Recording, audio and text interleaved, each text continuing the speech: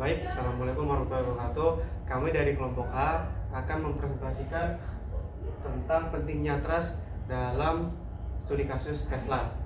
Di sini saya Adi Anggara sebagai anggota tim, kemudian ada Saya Fidesta Dianka dan saya Elsa Musamat Hulu. Saya Lim Saputra Ninggolan. kami akan membahas presentasi pada trust dalam kepemimpinan. Kita masuk ke pendahuluan. Kepercayaan atau trust merupakan elemen kunci dalam organisasi dan kepemimpinan karena menjadi dasar terciptanya hubungan yang sehat, produktif, dan berkelanjutan antara pemimpin, anggota tim, dan pihak eksternal. Jadi trust memperkuat kerjasama, mendorong komunikasi terbuka, serta meningkatkan motivasi dan loyalitas. Dalam kepemimpinan, trust tidak hanya mencerminkan integritas, tapi juga menjadi penentu utama dalam menghadapi perubahan dan mewujudkan tujuan organisasi. Studi kasus Tesla di bawah kepemimpinan visioner namun kontroversial, Elon Musk menunjukkan bahwa trust memiliki dua sisi, membangun kesetiaan dari pelanggan namun berpotensi melemah di lingkungan internal jika tidak dikelola dengan baik. Pembahasan ini bertujuan untuk menjelaskan konsep trust yang bersifat kompleks, mengkaji model ROCC yaitu reliability, openness, competence, dan compassion sebagai kerangka dalam membangun kepercayaan serta mengidentifikasi strategi konkret yang dapat digunakan pemimpin visioner untuk menjaga kepercayaan melalui konsistensi sikap dan tindakan dengan Tesla sebagai fokus studi kasus. Baik, sebelum kita memahami lebih dalam tentang kasusnya Elon Musk, kita perlu mengetahui terlebih dahulu definisi dari trust itu sendiri. Trust, sebuah kepercayaan, bisa didefinisikan menurut Mark Davis and Skolman sebagai kesediaan seseorang untuk menggantungkan harapan pada tindakan pihak lain dengan keyakinan bahwa pihak tersebut akan bertindak sesuai kepentingan yang penting bagi pemberi kepercayaan, meskipun tanpa adanya jaminan, pengawasan, atau kendali langsung. Jadi trust itu sendiri adalah sebuah kepercayaan pribadi maupun tim untuk saling menjaga koordinasi satu dan yang lainnya. Faktor-faktor pembentuk trust itu ada integritas, ada kompetensi, ada konsistensi, ada loyalitas, dan keterbukaan.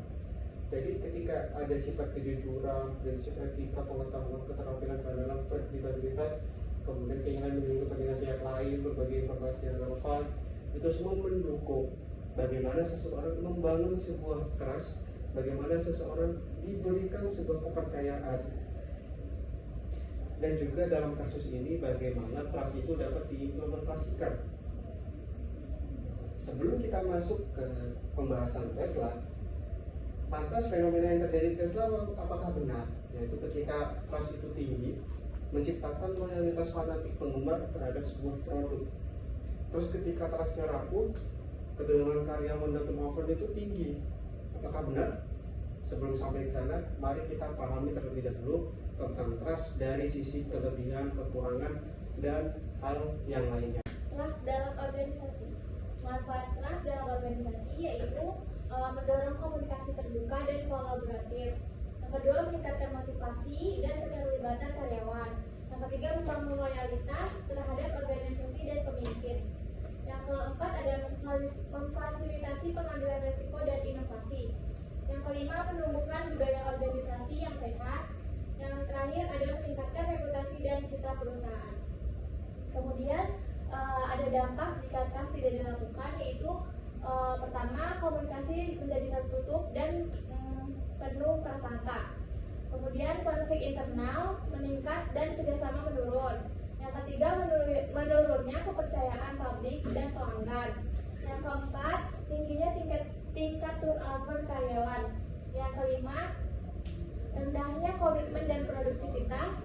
Yang terakhir, inovasi terlambat karena karyawan takut gagal. Masuk pada bagian model ROCC. Menurut Guanxi Weiger, reliability atau keandalan merupakan konsistensi dalam perilaku dan komitmen. Lalu openness atau keterbukaan merupakan transparansi informasi dan komunikasi dua arah. Lalu competence atau kompetensi merupakan keterampilan, pengalaman, dan keahlian teknis yang mumpuni. Lalu compassion atau kepedulian merupakan perhatian terhadap kesejahteraan dan kebutuhan orang lain. Oke, lalu kita masuk pada bagian implementasi ROCC dalam kasus Tesla. Yang pertama ada reliability, yaitu visioner dan berani ambil resiko, sering mengubah arah secara mendadak. Lalu ada openness, komunikatif di Twitter, tetapi komunikasi internal dinilai tidak selalu transparan. Lalu ada competence, tingkat kompetensi teknis sangat tinggi, terbukti dengan inovasi luar biasa. Lalu ada compassion, yaitu tantangan dalam aspek kepedulian, budaya kerja keras ekstrim, tekanan tinggi, dan kritik terhadap lingkungan kerja. Oke, sekarang kita masuk pada strategi membangun trust. Yang pertama adalah konsistensi dalam tindakan dan komunikasi. Lalu transparansi dalam pengambilan keputusan, memberikan ruang dialog dan umpan balik terbuka, lalu mendukung keseimbangan kerja dan kehidupan pribadi, pengakuan terhadap kontribusi karyawan, menunjukkan empati dan kepedulian terhadap tim, dan yang terakhir mengintegrasikan trust dalam budaya organisasi. Kita masuk ke dalam studi kasus Tesla. Di sini ada produk inovatif. Tesla menjadi ikon mobil listrik global berkat keberaniannya, inovasi dan visi dari Musk. Yang kedua itu ada trust publik tinggi. Meskipun mahal atau kontroversial, pelanggan tetap loyal karena percaya pada visi Elon Musk. Yang ketiga itu ada trust internal lemah. Jadi banyak laporan dari karyawan bahwa lingkungan kerja yang keras, lalu tekanan tinggi dan gaya kepemimpinan yang otoriter. Yang keempat itu ada kondisi unik. Elon Musk menginspirasi tapi juga menantang.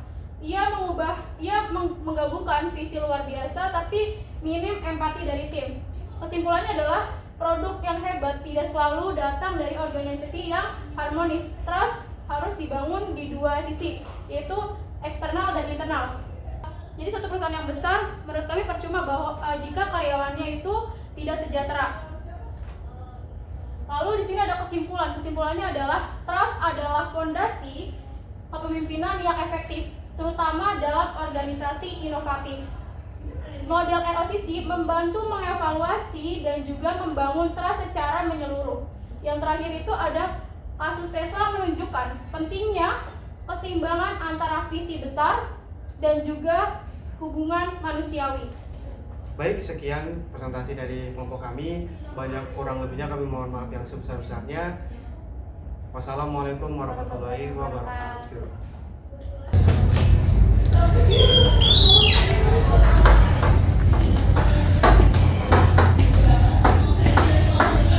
Gimana kerja hari ini? Bingung nih saya. Bingung apa? Kemarin saya ngajuin sama Pak Ilham tuh 15 sales. Tapi kenapa sekarang dikasihnya 10? Harusnya kan dikasihnya lebih.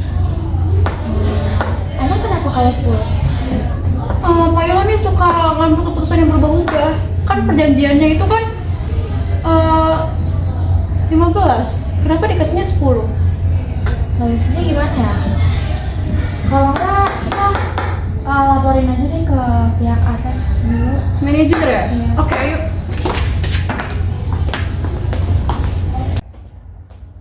Permisi, selamat siang. Ya, ada apa? Pak, kita mau menyampaikan kalau ada keluhan di kerjaan kami. Keluhan itu bisa disampaikan oleh Mbak Ica. Jadi gini Pak, kemarin itu sudah disepakati bahwa kita dapat 15 sales, tapi mengapa yang diberikan tuh hanya 10 sales? Ini menjadi suatu keganjalan bagi kita para pekerja. Ini mengganjal karena apa ya? Karena tidak ada yang memberitahu saya Pak mengenai hal ini. Jadi untuk solusinya kayak gimana Pak? Kalau menurut kamu solusinya seperti apa? Kalau menurut saya solusinya kita menambahkan orang untuk bertugas mengawasi keputusan yang ada di pekerjaan kita gitu. Jadi kita nggak bisa ngambil keputusan secara sepihak gitu Pak. Jadi semuanya tuh biar tahu dulu. Kalau saya boleh saran, saya sih lebih milih kamu sih. Kamu mau nggak? Oh boleh nih Pak, boleh. Boleh. Karena saya percaya sama kamu. Oke. Kamu bagian akuntansi jago, pengimpunan informasi jago. Kamu di setiap meeting juga ikut saya kan? Iya Pak. Udah deh. Oke. Baik, terima kasih Pak. Ya, Mari. sama-sama. Silakan.